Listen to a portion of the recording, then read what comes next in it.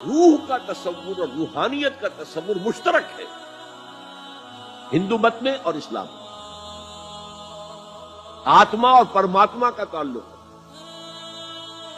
ہمارے ہاں روح کا اور اللہ کی ذات کا تعلق ہے. یسألونک عن الروح قل الروح من امر ربی. اور میں بتا چکا ہوں آپ کو، علامہ اقبال کا فلسفہ خودی انہوں نے خود کہا، سورہ حشر کی اس آیت سے ماخوذ ہے. یہ واقعہ بہت اہم ہے علامہ اقبال کی زندگی کا. سید نذیر نیازی جو ان کے قریب بیٹھنے والے ہم نشین لوگ تھے، انہوں نے خود کوٹ کیا ہے ہماری ایک قرآن کانفرنس میں لاہور میں کہ ایک دفعہ میں نے علامہ سے پوچھا کہ کوئی شخص کہہ دیتا ہے کہ آپ کا جو فلسفہ برگزاں سے ہے یا نیٹشے سے ہے، کوئی کسی اور کا جو ہے کوڑی لے کر آتا ہے، جو فلسفہ خودی آپ خود کیوں نہیں بتاتے؟ What is the source of your the philosophy of self? فرمایا کہ اچھا کل فلاں وقت آ جانا، میں تمہیں ڈکٹیٹ کرا دوں گا.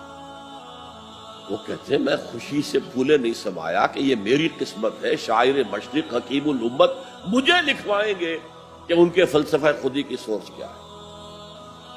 وقت معین پر میں آ گیا کاپی پینسل تیار کر کے، اور مجھ سے کہا ذرا قرآن مجید نکال لینا شیلف میں سے.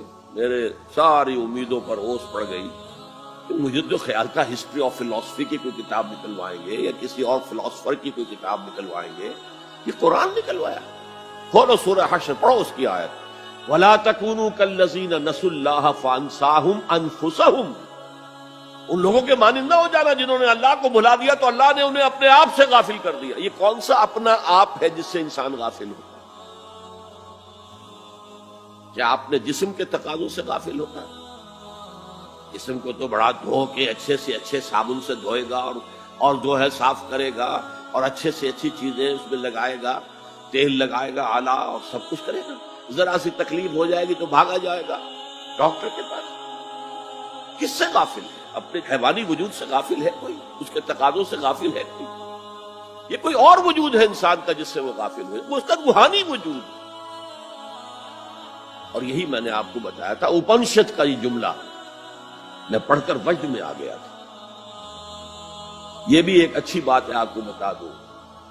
ایک زمانے میں جبکہ امریکہ میں نے کہا تھا تھر تھر کانپ رہا تھا، جو سیلاب کمیونزم کا جا رہا تھا، پورے ایسٹرن یورپ کو کھا گیا تھا وہ نظام، اور ان کے پاس توڑ کوئی نہیں تھا.